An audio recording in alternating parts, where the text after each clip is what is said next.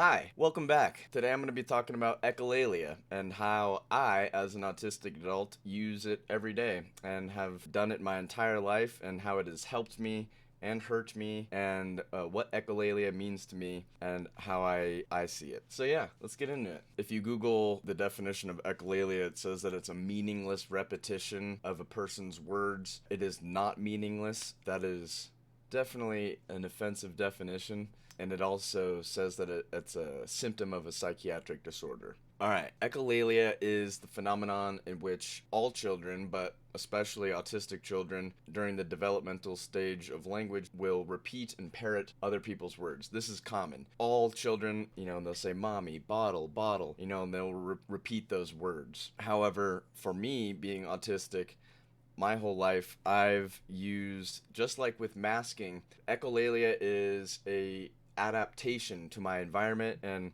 my social surroundings.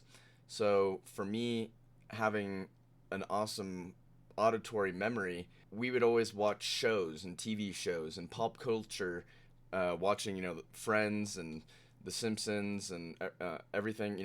You're able to. For me in high school, Dane Cook was the funniest comedian at the time, and I am able to memorize every song that I've listened to. I can just go and be a karaoke machine. For me, like being able to do movie quotes and being, being the, I was always the class clown. I always adapted by making people laugh. So having this echolalia of repeating words and being able to memorize auditory information and repeat that back, I would be able to connect to people, and people would, I would be more normal, and I would fit in and I would adapt to my surroundings by using memes, the original memes, just quotes. And so this is one of the ways that I use echolalia is by quoting movies and using references from music. When I was in therapy, all the time I would bring in CDs and show specific songs to my therapist, because it was much easier for me to get across the emotions than searching for the words to convey those emotions. Finding words to express what I'm feeling is very difficult compared to saying, hey, this song says exactly what I'm feeling and you can listen to it, or I can just sing it to you right now. Those are powerful tools of echolalia for me. Self-soothing. I do stim with words. So for me, words have always been self-soothing. I love repeating them. I love the sound of them. It is a very gratifying thing to be able to play with words and repeat words. However, it can be taken out of context, and I can think of a reference someone says, and it's just completely random, and then there's just crickets and silence, and yeah, that's awkward. But yeah, just like how a picture tells 1,000 words, this is the same thing of having a reference and being able to inject that into the conversation and feel, and not have to struggle with what to say or how to communicate and what to think. Going in my head and scripting out what I'm going to say, of course, in advance, so I already have an answer, so I'm less stressed and I'm able to communicate. I used to do that all the time, so I'd be prepared for thinking about questions that people would ask me, and I, in doing that, would have an answer. So that would make communication easier because I'd already done some of the homework in advance. And also because I don't make eye contact most of the time, I repeat back what someone is saying, so I know that they know that I heard them and I am paying attention and I did hear enough, so much that I can repeat back everything that they said. So just because, so I don't make eye contact the best, to make up for that, I repeat myself, what the other person is saying. And if someone was saying, oh, this is a really new sweet shirt that I got, that I can hear that they said sweet, and I'm like, wow, that is a sweet shirt. So I can just kind of parrot and mirror, just like with masking. Masking is all about mirroring. So autistic, I have incredible mirror neurons, which is a curse and a gift.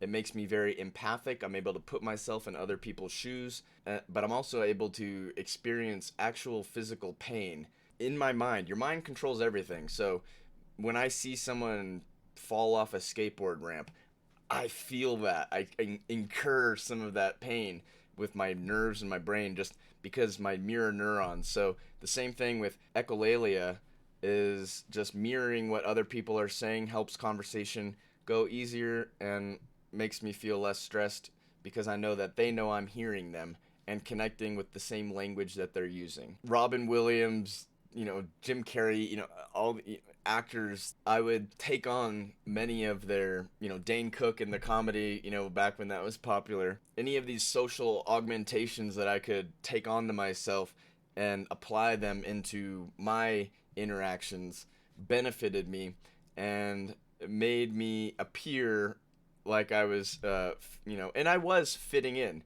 Why I say appears because inside my world I wish I could just be open and talking all the time, but that is not socially acceptable. Also, just like a little trick in elementary school I learned is when a teacher asked me a question, usually a math question that I didn't understand, I would ask the question back. I'd be saying, "Oh, what's 10 times 4?" So I would repeat that back. That would give my brain a second to make the answer up and appear more knowledgeable than I was because math is not my forte.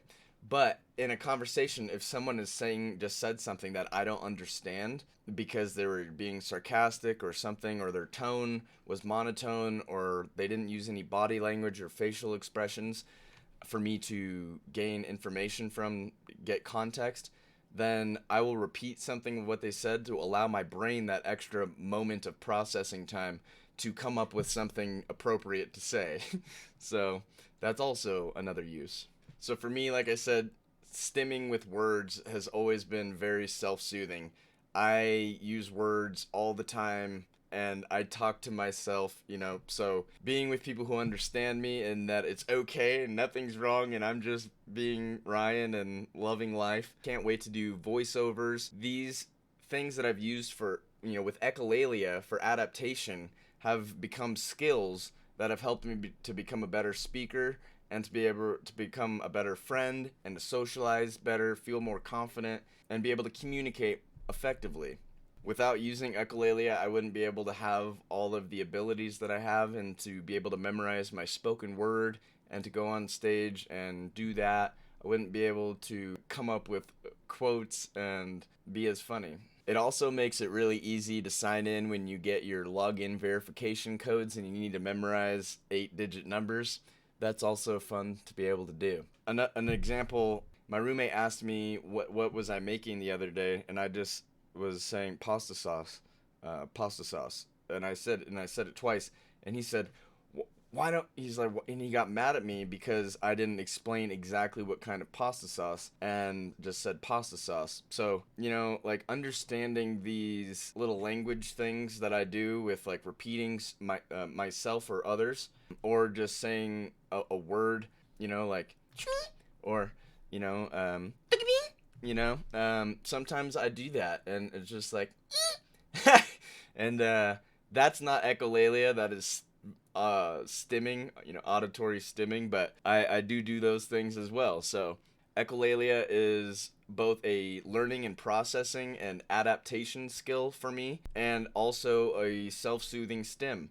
Just I, as an autistic adult, do this. It is not just for children, and it is not meaningless at all. It is meaningful. It is very important for the development of my brain, to become the best listener and speaker that I can be, and the way that my brain works. Yeah, if you know an autistic person, then and that they do echolalia, and you hear them, using words differently than you're used to. Just please let them communicate however they need to communicate. Because if you do, then you'll open yourself up to awesome conversations that you never would have had, because autistic minds come up with the most fascinating worlds and ideas, and we'd love to let you in on them. It's just sometimes it's hard to communicate in your perfect language. So nothing is perfect, but you are awesome. You are loved. Thank you so much for watching. This is just a short little brief video on echolalia. If you have any questions, please leave them in the comments. I'm gathering questions from people on social media platforms to curate content for these videos, and I'm super excited to keep giving information and being of service. So Thank you so much. You are loved. I love you. Please come back. Thanks for watching. Like and subscribe. 96.3% of you are not subscribed that are watching these videos. That is quite a fact. So every like and subscribe is appreciated. You are awesome. I'll see you soon. Take care. See ya.